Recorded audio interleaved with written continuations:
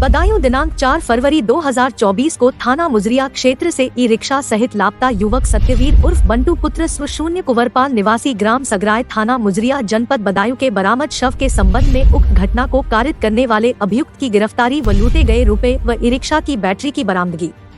थाना मुजरिया क्षेत्र के अंतर्गत ग्राम सगराय के रहने वाले ई रिक्शा चालक सत्यवीर उर्फ बंटू पुत्र शून्य कुंवरपाल की गुमशुदगी दिनांक 5 फरवरी 2024 को वादी श्री ओमकार पुत्र चौखेलाल निवासी ग्राम सगराय थाना मुजरिया जनपद बदायूं द्वारा दर्ज कराई गई। तो उक्त गुमशुदा की तलाश हेतु थाना मुजरिया पुलिस बल द्वारा समस्त सार्थक प्रयास किए गए।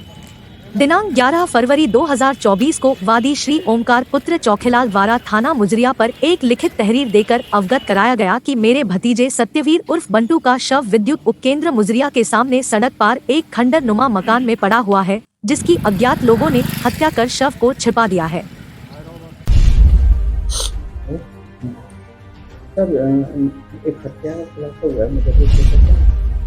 देखिए, मुजरिया क्षेत्र में एक ई रिक्शा चालक था जिसका नाम था सत्यवीर। 18 वर्ष की उसकी आयु थी और वो ई रिक्शा उस क्षेत्र में चलाता था।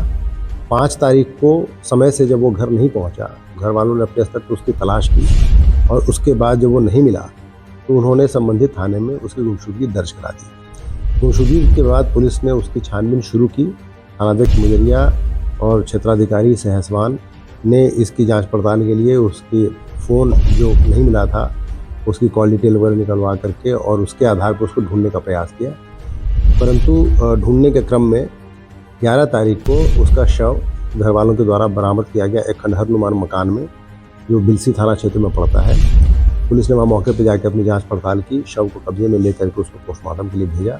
पोस्टमार्टम में एंटीमार्टम स्ट्रैंगुलेशन आने से ये पुष्टि हो गई कि उसकी हत्या की गई है।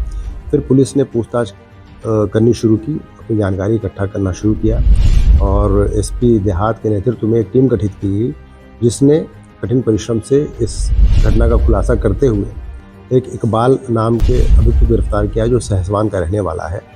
उसने पूछताछ में कबूल किया कि उसने अपने साथी गौरव के साथ उसको कुछ पैसों की ज़रूरत थी। इमीडिएटली उसके और उसके साथी को, दोनों का कोई आपराधिक इतिहास अभी नहीं मिला है, लेकिन ये पता चला है कि दोनों को ही नशे की आदत थी।